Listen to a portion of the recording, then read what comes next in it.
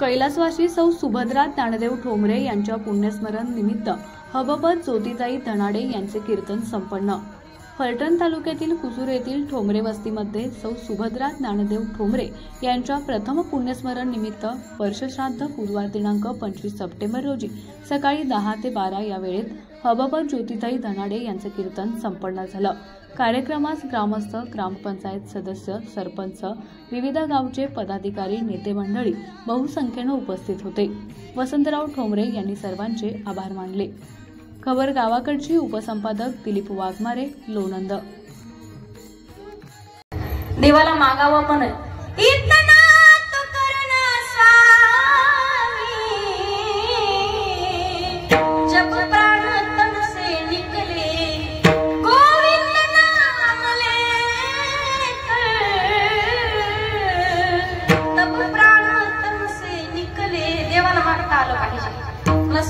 सांगायचे योग्य विचार करावा। बरेच जण म्हणतील ताई भजन करायचे, भगवंताची प्राप्ती करायची, आई वडिलांची सेवा करण्याचा विचार सुद्धा योग्य वेळेत करावा।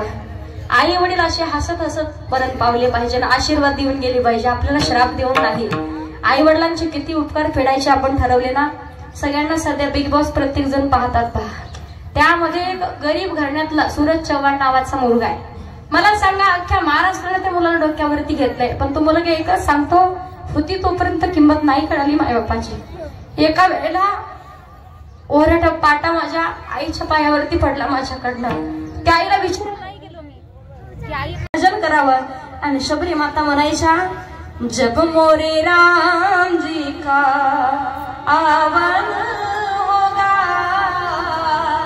शबरी के कुटिया का पावन होगा, आएंगे रघुराई जब मैं आसन पे बैठाऊंगी, मीठे मीठे बेर अपने हाथों से खिलाऊंगी, साथ साथ लक्ष्मण जी का दर्शन होगा, शबरी के कुटिया का पावन होगा। मी सांगू प्रभु दिलाती में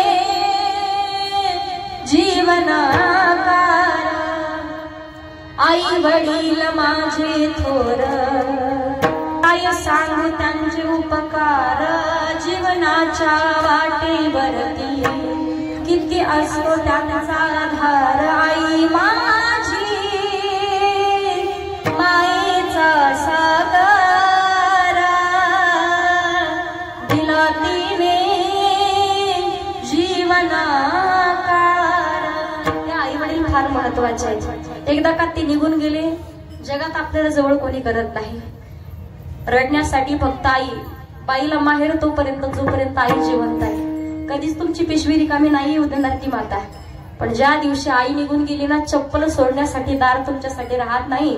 जेवढा आपुलकीनं आई वडील आहेत तोपर्यंत जाताना तेवढ्या आपुलकीनं जाता येत नाही। आई वडील निघून गेल्याच्या नंतर माहेर पण सुद्धा संपून जातं। पर सांगून नुसता गाडाच लोटत नव्हती, म्हातारी सुद्धा पाठीमागून रेटी लागत होती। आणि गाडा दोघ जण घेऊन जात असताना पाऊस चालू होता, भिजत होती ती म्हातारी।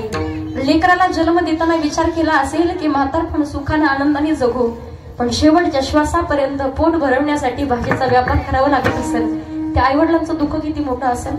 मला सांगायचं एकच आहे, तोपर्यंत किंमत करा, गेल्याच्या नंतर किंमत कळत नाही माणसाला। किती उपकार फेडायचे ठरवले नाही फेडू शकत। लेकराने एका मुलानं ठरवलं, आई वडील उठल्यापासून तर झोपेपर्यंत रोज सेवा करायचा। संध्याकाळच्या वेळेला माता 12-1च्या दरम्यान एक ग्लास भरून पाणी त्या लेकराच्या मुलाच्या अंथरुणाखाली टाकायची। कित्येक दिवस लोटून गेले, 4-5 दिवस झाले, आणि एक दिवस मुलगा म्हणतो, आई अगं रोज दिवसभर तुमच्यासाठी काम करतोय, काबाड कष्ट करतोय, झोपायची वेळ, झोप लागायची वेळ, रोज माझ्या अंथरुणामध्ये ग्लासभर पाणी आणून टाकते। आईनं विचार केला ना, आईनं हसून उत्तर दिलं, बाळा अरे उपकार फेडायला निघाला होतास ना, 5 दिवस तुझ्या अंथरुणाखाली पाणी टाकलं तर रागानं बोलतोयस, 5 वर्षाचा होईपर्यंत रोज अंथरुण ओलं करायचा, पण ओल्या जागेवर मी झोपायचे आणि कोरड्या जागेवर तुला झोपायचे। आई वडिलांचे उपकार जगात कोणी फेडू शकत नाही, म्हणून तिचा पाय भला मोठा सुजलेला होता।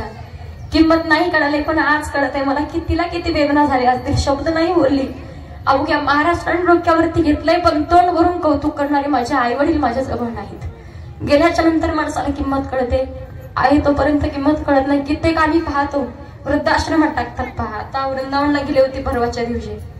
श्रद्धेय आणि वृद्धाचार्य खूप मोठे कथाकार आहेत, राष्ट्रीय कथाकार. ते कथाकारांचा खूप मोठा वृद्धाश्रम आहे. त्या वृद्धाश्रमामध्ये एवढे माता पिता काही आपल्या महाराष्ट्रातली सुद्धा आहेत. तिकडे सांगायचंय, ज्या आई वडिलांनी जन्म दिलाय, म्हातारपणी या लेकरांच्या जीवावरती आपण बजून खावं असा विचार त्या आई वडिलांनी केलाय. पण म्हातारपणी जर शेवटच्या श्वासापर्यंत कष्ट करून त्यांना पोट भरवण्याची वेळ येत असेल, त्यांनी लेकराला जन्म नाही दिला सुद्धा पुरला. पहा, आमच्या भागात बीड म्हणून एक गाव आहे. एक दिवस मी कीर्तनाला चालले होते ताई. कीर्तनाला जाताना रस्त्यावरून पाहिलं, कमीत कमी 70-75 वर्षाचे बाबा भाजीचा व्यापार करण्यासाठी भाजीनं पूर्ण भरलेला गाडा आणि तो गाडा लोटत होते. शबरी मातेला देवाचे चरण धुवायचे होते, पण जंगलात राहत होत्या, देवाचे चरण धुण्यासाठी पात्रच नव्हतं. जेव्हा तहान लागेल तेव्हा एखाद्या झाडाची फळं तोडून पात्राच्या ठिकाणी जाऊन पाणी प्यायचे, आणि भूक लागली तर झाडाची फळं तोडून खायची. भगवान प्रभू रामचंद्राचे चरण धुण्यासाठी शबरी मातेकडे पात्र जरूर नव्हतं, पण प्रभू रामचंद्राचे पाय धुण्याची, चरण धुण्याची पात्रता शबरी मातेकडे होती. आपली पात्रानं घर गच्च भरली, पण पात्रता नाही जगाच्या मालकाचे चरण धुण्याची.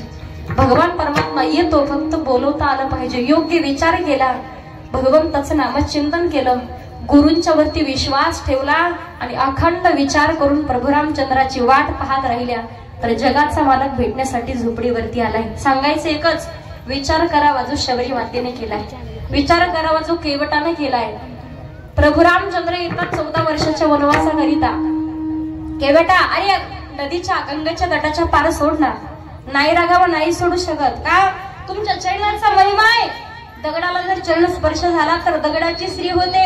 अहिल्याला श्राप होता गौतमाचा, दगडाची स्त्री होती. माझी तर लाकडाची नौका देवा, नाही सोडू शकत. सगळी कथा माहिती होती. चरणाच्या स्पर्शाने नाही, चरणाच्या धुळीच्या स्पर्शाने दगडाची स्त्री झाली होती. पण तरी सुद्धा देवाला हट्ट धरला. मग चरण धुवावं लागतील, संधीचं सोनं केलं. योग्य विचार केला आणि प्रभू रामचंद्राला नौका वल्लवत घेऊन चालले. श्रीराम जय राम जय जय राम, श्रीराम जय राम जय जय राम, श्रीराम जय राम जय जय राम, श्रीराम जय राम जय जय राम, श्रीराम जय राम. चंद्र लक्ष्मणजी चालत येताना दिसले आणि शबरी माता म्हणतात, आज सोनियाचा दिनो वर्षे अमृताचा घन, आजी सोनियाचा दिनो हरी पाहिला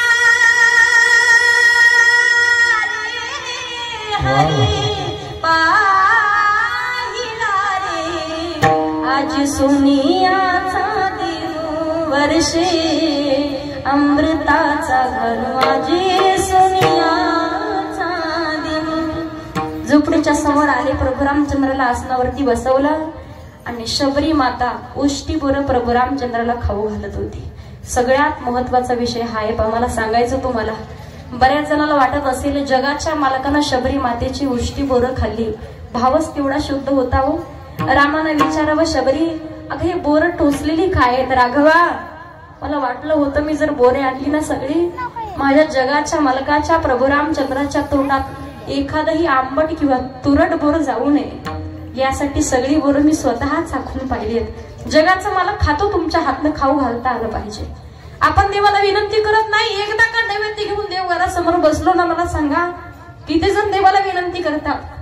नामदेव महाराजांच्या हातनं नैवेद्य खाल्ला, पण जगाच्या मालकाला धमकी दिली, देवा जर आता खीर खाण्यासाठी, भजन करण्यासाठी नाही आला तर तुझ्या चरणावरती मस्तक फोडून घेईल मी. भाव तेवढा शुद्ध होता हो. भगवान परमात्मा येतो. कोण कहते हे भगवान आते नहीं, तुम मीरा के जैसे बुलाते नहीं. कोण कहते हे भगवान खाते नहीं, बेर शबरी के जैसे खिलाते नहीं. कोण कहते हे भगवान. आमच्या खबर गावाकडची या चॅनेलला सबस्क्राईब करा, लाईक करा आणि आमचे व्हिडिओ शेअर करा. धन्यवाद.